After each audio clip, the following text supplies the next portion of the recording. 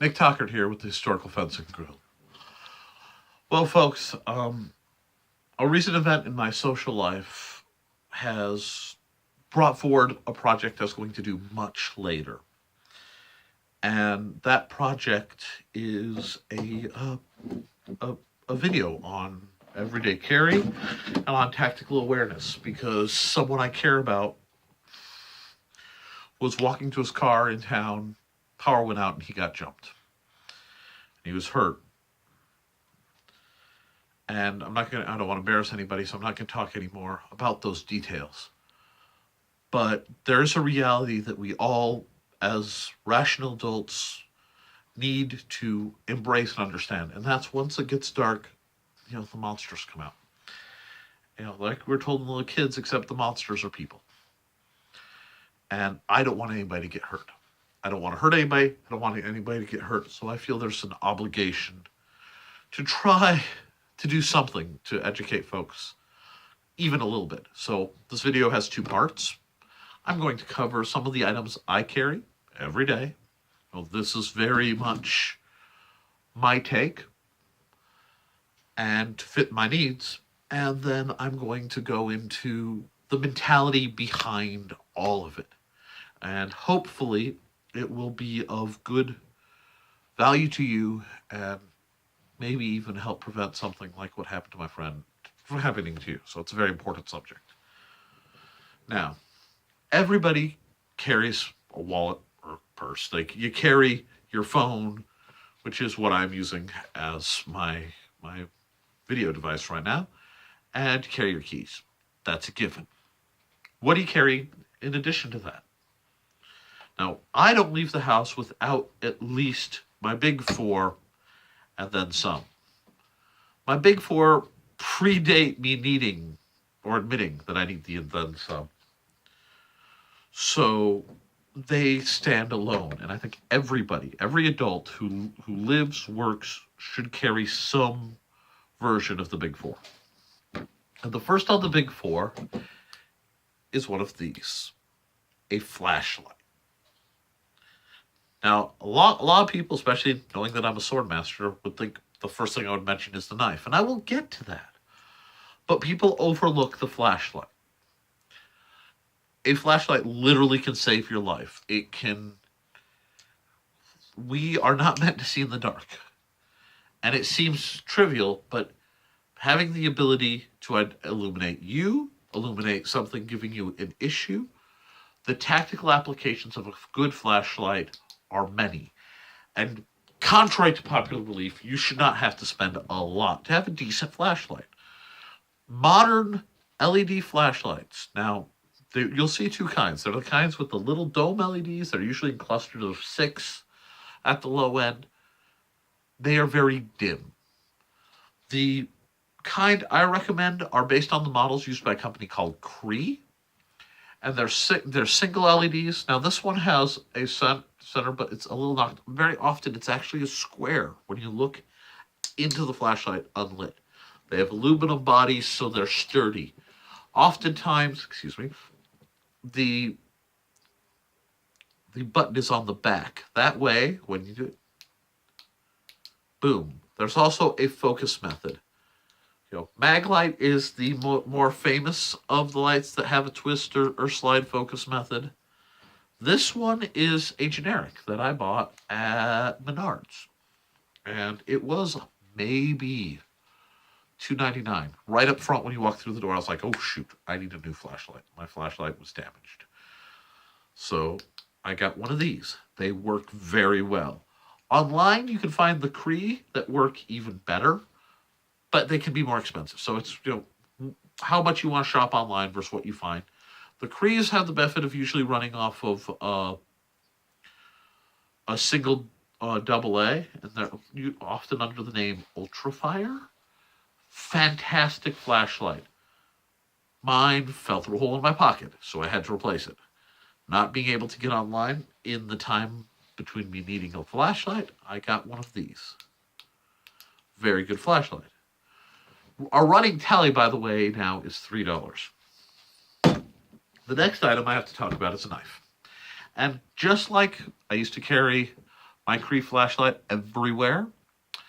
I carried a single-handed opener knife. It was a locking knife, and it was by Gerber, a mini fast straw.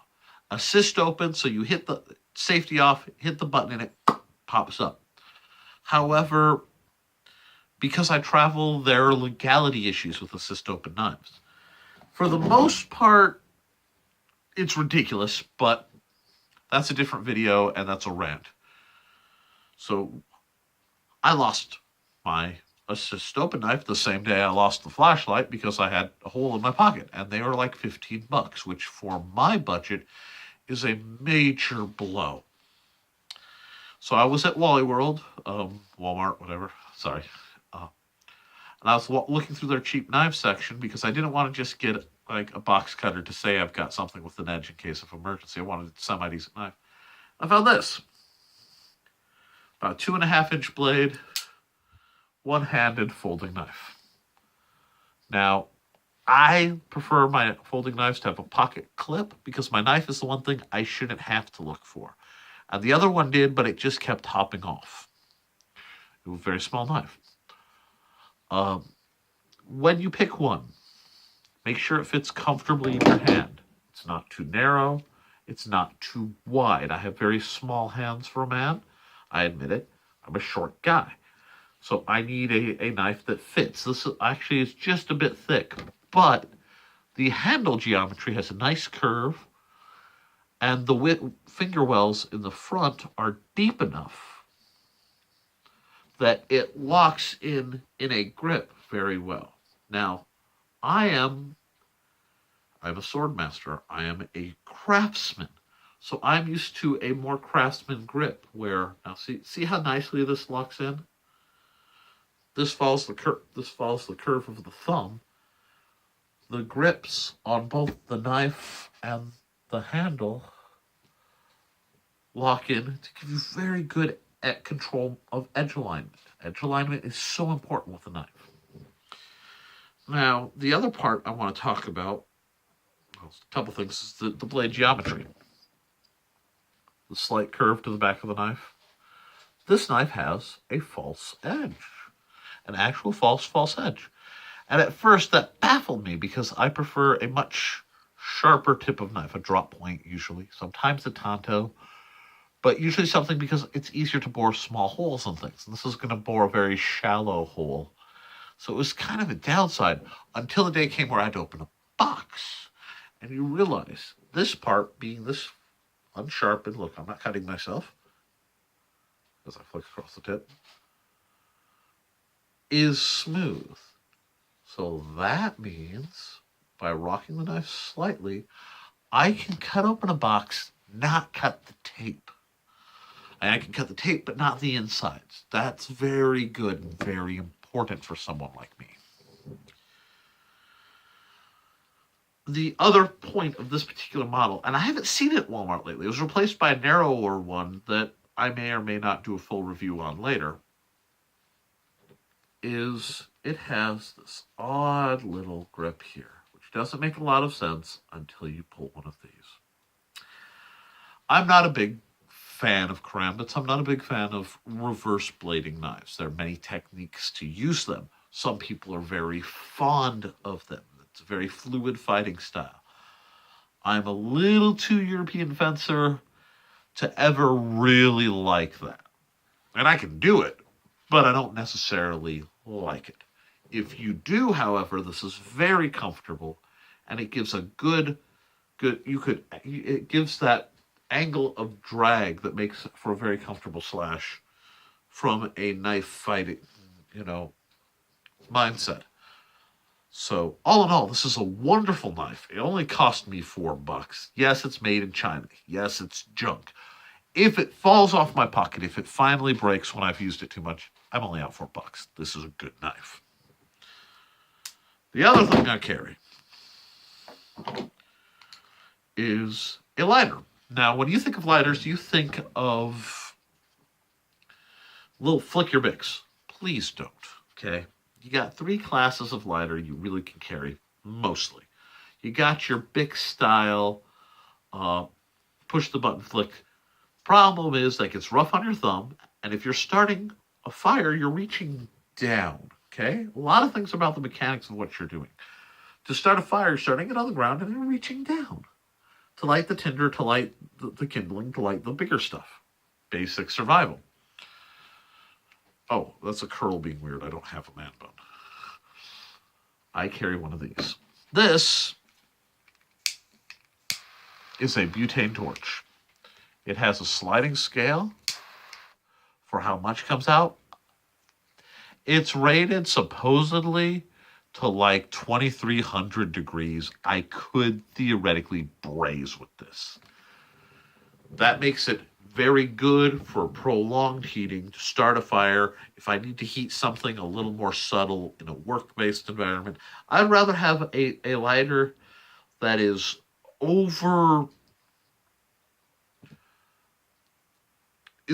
good for what I'm doing now, but great for what I'll be doing later, than something that I'll do for now but would suck later. Okay? If you're out in the woods and something goes wrong, having the capacity to make a fire literally is a crucial life thing. And yes, you can rub sticks together. Yes, there are techniques and things. Or you can just carry a lighter. And learn the things in case the lighter doesn't work, because everything breaks at the worst possible moment. But carry a lighter. Next thing, I'm going to sound a little dorky, but a compass. I carry a compass everywhere I go. I regularly try to keep relative bearings of where I am. Now, most of the time, I know where north is. I know, relative, okay, if I'm here, this is east of me. This is sometimes freakishly well, but everybody gets lost. Everybody gets confused. There are a couple places in northwest Indiana where I swear there's some kind of field that just makes me uncomfortable. I don't know what it is. But for the most part, my compass works. Now, I have other uses for a compass, like I have other uses for everything I carry. But for the most part, I'll give you a hint, it makes a great impromptu EMF detector. Because if your compass is going nuts, something hinky is going on. But this one comes with a thermometer. Again, kind of handy in those situations. Comes with a magnifying glass that supposedly you could hold it and use it to heat. On the package you see this. And it's a little tiny magnifying glass that isn't very easy to deploy. But if I'm reduced to that, that means this has stopped working. And for some reason, I'm not rubbing the sticks together or making a bow drill. I don't know. But it is great for getting, splinters out. So that's handy. The thermometer on these guys is great. And the whistle portion, again, if you're hiking, because a lot of what I do is out in the woods across the street, you carry these items. And if you're stuck, it goes from not surviving to uncomfortably surviving. Now, if I have my backpack that I usually take, both for the weight and stuff, now I'm just camping. Now, I'm camping with a sprained ankle if something goes hinky. Because overnight, I'm not going to cripple myself if I've broken a leg. I'm going to splint it, call for help. If I can't call for help, I'm going to camp. And that just happens. Preparation. Now, there are other items I carry that I don't need to really pull out. I usually carry what I call a boo-boo kit. Because you get cuts. And anyone who's watched the videos know occasionally I need assistance to walk. I have some leg issues, and while I'm working with them, sometimes I need assistance to walk. And thus, I don't go to town without a stick anymore. And part of that is dealing with my legs, and the other is I'm rather obviously handy with them. And it gives me a point of escalation, because if I have to use my knife against somebody, let's talk about threat removal. Okay? If somebody physically engages me and I haven't used any of my techniques to, I haven't been able to de-escalate it, I haven't been able to talk it down, I use a knife. Okay, I might be alive, but now I have to deal with the other threat of the fact that I've now used a deadly weapon on someone. I have to deal with the legal ramifications. The was it mitigated? Was it necessary? Was that the best route to go? I I carry if I carry one of my walking sticks, one, I physically can't run away for any length of time. Okay. It's just my legs won't do it. My back won't do it. I have some birth defects. I have some problems. I'm working on it. I'm doing much better. But realistically, if I have to push myself, I will need the stick. So I carry one of two sticks usually, and there, I had to reach a little off camera for that. For years, this was it. And you may have seen this in videos. This is a stick I did when I was involved in a reenactment group. I still use it when I'm watching fights because I can use it to stop sticks from, or sword trainers from hitting each other. It's very large. It's very noticeable. If I walk with this, it's 4 feet long. It's 1.25 inches in diameter, solid oak, with copper end caps, and then table feet to keep from marring floors and give me traction. It's kind of interesting. This is the top. And these were put on at the same time. This is what it.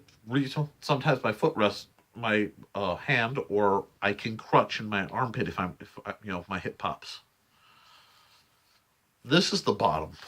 This started out looking like that. I have worn it. This rounded and soft and kind of grippy. It's actually much nicer than a fresh one. But you'll see all the dings in the finish. I train every day. I drill with my swords. Obviously, I teach Western martial arts, and I use the simple sword for the first part of my drilling. For the second part of drilling, I use a 4 or 5 foot stick, much like this, because this is what I carry every single day. And I have literally had people who were later identified as muggers hang back because the staff makes people a little weird. It looks weird, so I've had cars notice me in parking lots more. You want to be noticed in the parking lot. You don't want to blend in and look normal because then the car doesn't, the driver may not be paying attention. We're going to get into that for the second half of this video, which I know is very long, and thank you for sticking with me. Something happened recently. There was a gap in both me fighting and the videos, and that's because I developed tennis elbow in both arms, and I could only lift barely a pound. For someone like me who prides myself on my Western martial arts, my adaptivity, what I've done with what I have to be so limited and still have to go out. I mean, I could barely drive because I could barely turn the steering wheel. It was troubling. And I was at Goodwill, and I had a poplar light dowel, but, inch by 36, but it was a little too short, a little uncomfortable. Good karma, the good Lord looking out for me, I came across this. This is a carbon canes carbon fiber walking stick. I paid $7 a carbon fiber cane. It's got a derby head. I quite like this. I paid $6 at Goodwill. It's a $60 cane. And if I were wealthy, I would have bought myself one. I like the flames. They're kind of silly. The idea of a black cane with flames is amusing to me. But it weighs approximately 8 ounces, and to best knowledge, as long as I don't mind surface scuffs, it's indestructible. This gave me something that I could drill with, because when I'm doing my sword drills, the same that I'm going to do again in the video, the same that are on the very first video I did, like going on 4 or 5 years ago, I could do with these, and actually used it as a physical therapy tool. It also gave me something that, in case of device, I could swing with enough speed to apply enough force to defend myself if I had to. And it actually, having this thing let me sleep better at night. So, I wanted to throw some love at it. What I take today, a lot of it just depends on my mood. If I'm going to town, I'm more likely to take this. If I'm going anywhere where I might be hiking, I'm more likely to take this, or as the vibe hits. That's my everyday carry. But that's not what's going to keep me alive. That's what's going to make staying alive easy. What's going to keep me alive, what's going to keep you alive, what's going to keep anybody alive, is a simple concept called tactical awareness. It sounds scary, it sounds very militant, and it's not. I mean, it is, but it also isn't. It's something we all should develop. It's building on our natural ability as a mammal to identify and track danger. Part of it is very simple. You never go anywhere that you don't know how you're getting out of. Very easy. So, if I walk into a building, I usually know where all the exits are. If I don't, and I'm going to be there, I will take an opportunity to find at least a couple exits. Knowing where they are before something happens is what will save you if something happens. That's knowing the terrain, okay? Knowing the situation is things like, okay, is it dark? It's dark. I got my flashlight. Is it crowded? Okay, I'm going to make sure, keep a hand over the wallet to make sure I don't get pickpocketed. What kind of group, is everyone angry? People get hurt at things like the whole Black Friday riots. Is the sale worth going for it? I don't usually think so. And if I were going, I'd be paying a lot of attention to the crowd, People don't usually, unless they are trained to, through life or training, spontaneously, dramatically escalate. In fact, that's something I both learn and at times teach as a survival trait. Being prepared to dramatically escalate action before the other guys realized it is a huge point of what keeps you alive. Now, if my friend had had a flashlight, that might have been enough. Might have been enough because bad guys don't want you to see their face. They don't even like scarred sticks. Yeah, I'm a cane. I got a cane. But I'm still walking pretty strong, And they don't want to deal. They're looking for the easiest victim. Not even necessarily the weakest. The one that they can hit and have the least hassle. And I may have mentioned it before. I'll mention it again. It's one of my things. Do not go out in the real world engrossed in the virtual world. Okay? Right now, this is all being filmed on my cell phone. If you are walking around wherever and you're staring at your phone, you're not looking at what's going on around you. And I love my phone. I love being able to get on Facebook and argue with my friends and post stupid cat videos and look at swords and watch YouTube videos. But don't do it when you're not in a secure location. It's just that simple. Look around. And I see all these cell phone zombies. And I'm like, so I've seen things explode and people not notice right away because they're on their phones. You want to go jog and get into your music? Yeah, I have a park I like to go to and we get these people. It's a dog park. Dogs get off their leashes. Dogs can be problematic sometimes. I love dogs, don't get me wrong. But like anything else, you should pay attention. They got their headphones on. Feeling the burn, which is great. But they're totally oblivious to what's going on around them. If I'm listening to an earphone, one's in, one's out. I want to hear around me. I listen to the radio in the car, sure. Do I have it so loud I can't hear sirens? Nope. That's called maintaining tactical awareness. Another thing, and I preach this, and it really does sound like preaching, but I believe God has given everybody a certain level of survival instinct, okay? And it's that little niggle on the back of your mind that says, don't do that. It's that little twingy, it's an old English word, niggle. Uh, it's that little thing that says, maybe this isn't right. And some people are, I'm psychic. Or are you just quiet enough to listen to that, pay attention, and relate that? When you're going somewhere, a lot of times you ask yourself, what's wrong with this picture? Okay?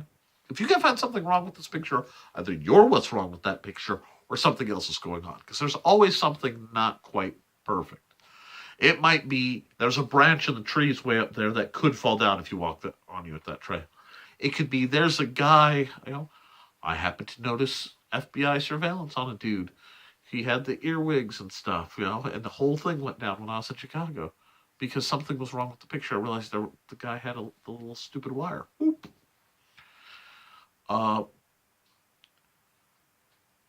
Pay attention to people. Are they getting angry? Are they moving fast?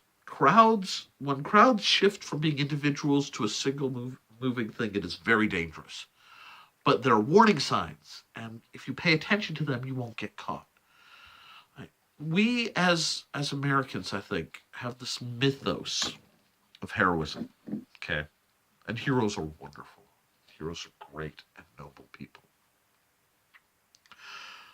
But how many stories about heroes start with, we remember the heroic sacrifice of? Now, if you're protecting your family, if you're a soldier, sailor, armed forces, marine, whatever, is sworn to engage the enemy to defend. That is amazing. And they are trained to do that. They are very good at it. Police officers, first responders, the people who are trained to go towards the explosion, not away from it. And if that's in you, go seek the training. Get trained. At least get first aid. But be aware that that's going on. And if you don't have reason to engage, don't. It's okay. Okay? If you see somebody who's obviously presenting themselves as a threat, I don't know if anyone gave you permission, but it is okay to say, you know what? No. When I go out, it's very rarely alone. I go out maybe once a month, a couple times a month by myself. Usually I go out with my son or my wife and my son because I'm a family man. It means my priority is keeping them safe, which means the only way to keep them safe is to keep me safe so that I can keep them safe. Because I'm better at that tactical awareness than they are. That means if it feels weird, you just back out. I've been driving down the road and I've watched the traffic where they just start merging. They get kind of screwy and you look, there's a lot of clubs. Pull off the road. Pull in a gas station, get something to drink. If the pattern you're seeing doesn't feel beneficial, give it a second. Just like horrific things can happen in a moment, there's usually a moment before where you could have just stepped off. And if you're actively looking for when is the moment where I should stop and go, hey, maybe this is a bad idea. We all know bad things happen at night more often than in the day. We all know certain neighborhoods have a higher crime rate than others. We know this. If you go to a bar, you're going to encounter drunks at some point. And drunks do irrational things because they're intoxicated.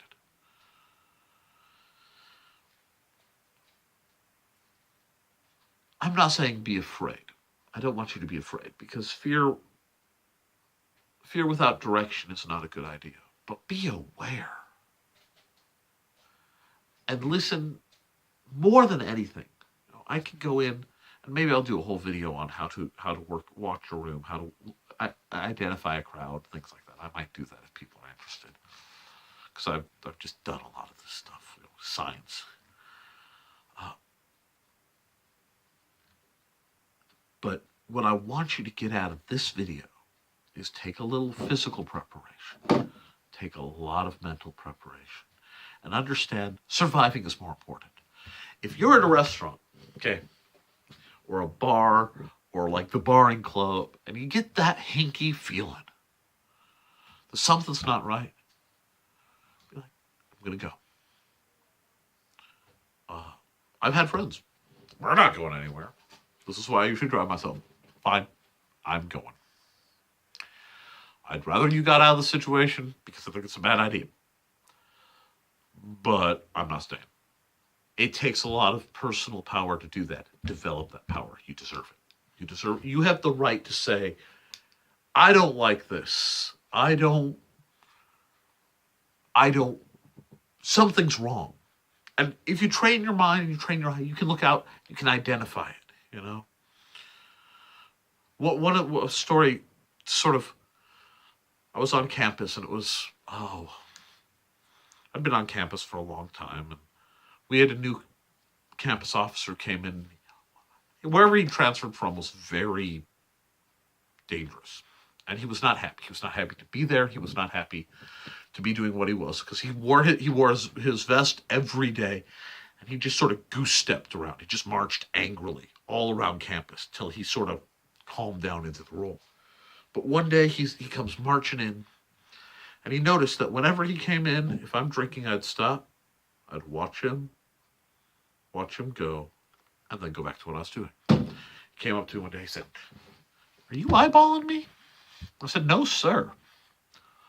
He said, "Well, I noticed that you guys stop when I walk into the room. Is something going on?"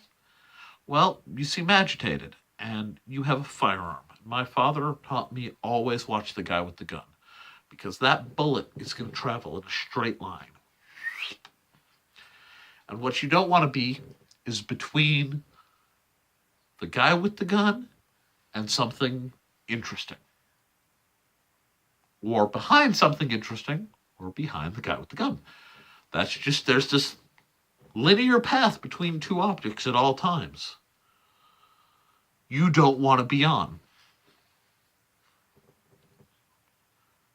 And he looked at me very strange when I said this, I explained this to him. And he just sort of walked away. But anything that feels wrong, guys. Ladies are great at it because they're taught. Women are taught to be afraid. And I hate to say that that's horrible, but it's also true. Watch out for rapists, watch out for muggers. There's all this stuff. Guys are like, what, you can't handle your shit? You can't handle yourself? That's BS, okay? We're not Supermen. We're not bulletproof. We're not knife-proof. If you cut me, do I not bleed? How about I leave before anybody gets cut? I want you to develop that, and I want you to think in those terms. I teach defense, but the best thing is to avoid conflict. Walk away. Because it ain't worth dying over. Be good to each other. Stay aware. Stay awake. And whenever possible, support your local swordmaster.